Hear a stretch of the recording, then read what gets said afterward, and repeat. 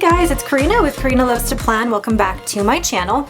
So here I am with my most recent ink sample, ink haul from Goulet Pens. And I wanted to take you guys through how I swatch these in my Midori.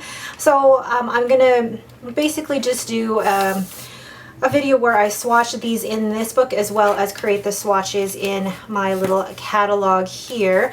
I'm gonna do this, I don't know necessarily if I want to speed this up or just whatever, but it's so fun being able to do ink swatches. I find it actually really relaxing. So I'm going to take you guys through it, give you my opinion on each of these inks. Let's get started.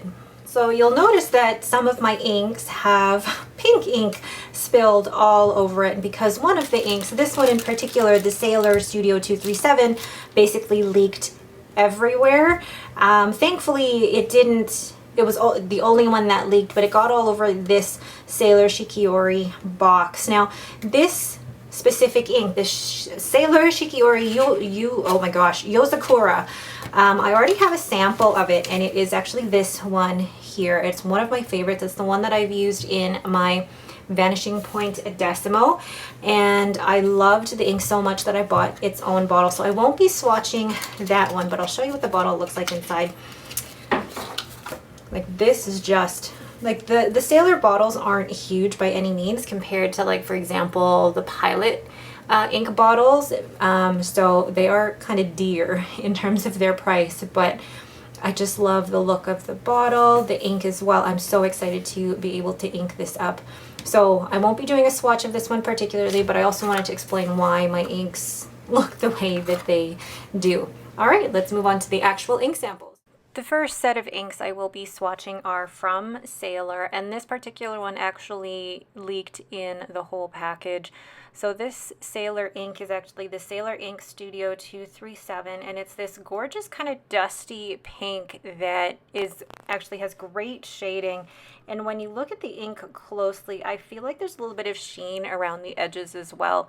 And when I do my swatches, I do one in my Midori, but then I also do one on my Rhodia paper for the catalog. And then I'm using my Cross Botanica Green Daylily pen to write out the name of the sample. Love this pink. It's a really gorgeous pink, and it's a light enough pink, but still really good to be readable on a day-to-day basis.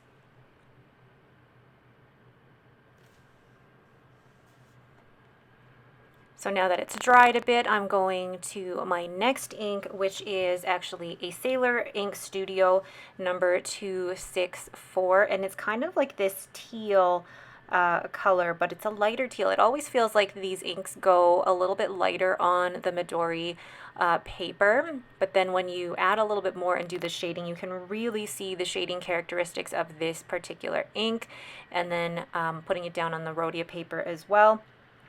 I love being able to see the effects on both kinds of paper.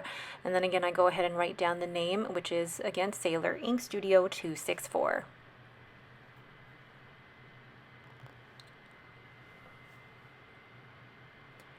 And going ahead and writing it on the Rhodia paper, and then I'm going to go ahead and let that dry. And you can see that once it's dried, what it looks like with the shading. Like, look at how much darker the shading looks with that 264.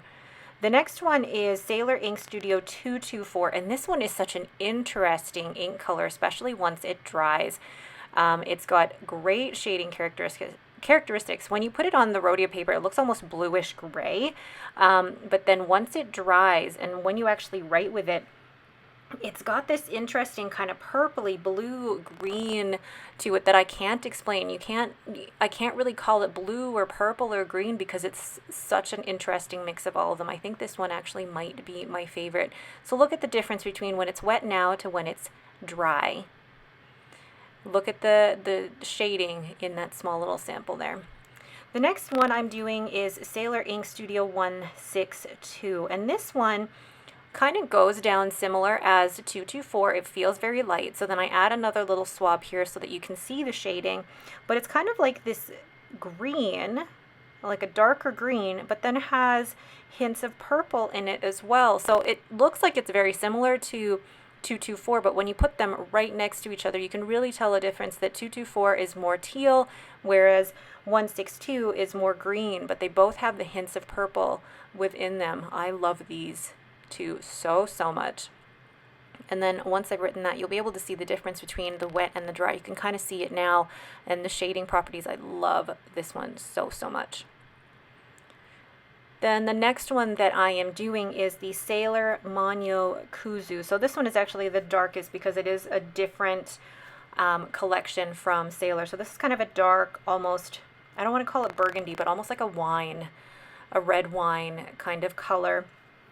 And it does have a little bit of shading, not as much as the previous inks that I've just mentioned, but it's like this purpley, burgundy, beautiful color. I don't know if I could see myself using this on a day-to-day basis, but I think it's still such a beautiful color. And then when you write with it, you can almost see kind of a greener yellow sheen around the edges. It makes it such an interesting ink, and I think I could probably use this, you know, writing Christmas cards and whatnot, but it writes really beautifully with my Cross Botanica. So now here are all the Sailor inks that I got in my most recent order, and I absolutely love them.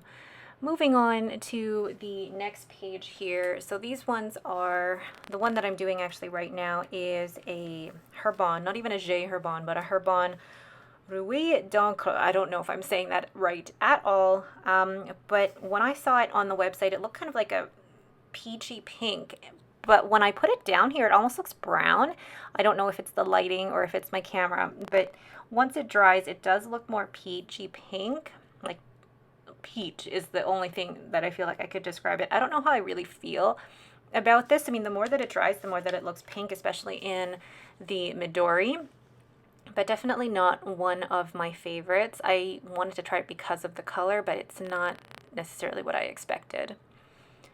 The next color that I will be doing, see, look at how it dries darker there too, but not necessarily my style.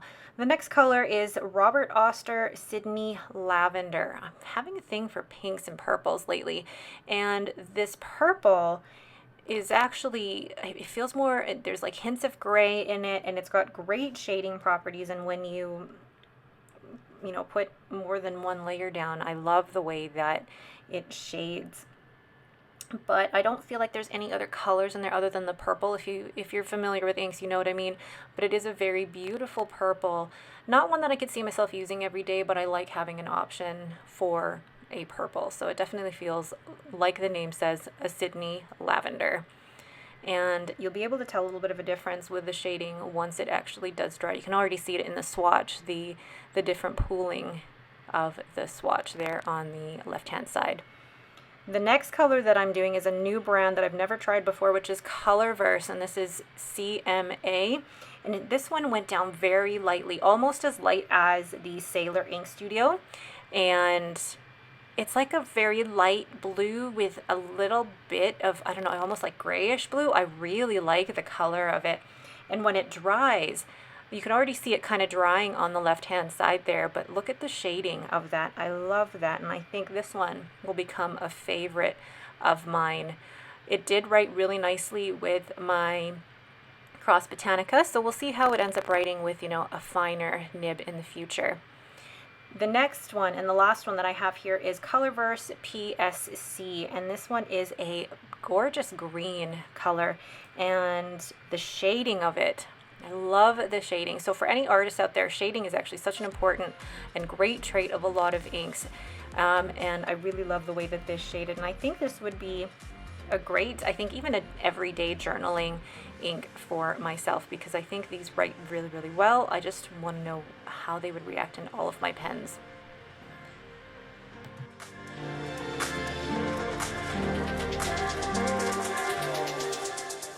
All right, so there's all the finished ink swatches, and I really, it's hard to describe what I was thinking when I purchased all of these, but you can tell there was kind of like a blue, green, teal, and I was trying to experiment with a purple and a pink in there. But to be honest, I'm amazed at these colors and the way they look different on like the rodeo paper versus the Tomoe River paper on the Midori. And I'm just so excited to be able to try and use these. Now, I feel like the more inks I try, or the more samples I try, the more I'm doing it really to just fill out this ink journal. And I don't know if I'll actually ever use them to, you know, really write with or anything, but really my favorite, it's hard to choose. I really like the Colorverse, but I also like the 224. So I don't know, we will see. All right, but that is it for me. Thank you guys so much for watching. If you have any questions, please leave them in the comments below. If you like this video, please leave me a thumbs up and don't forget to subscribe. Thanks for watching and have a great day.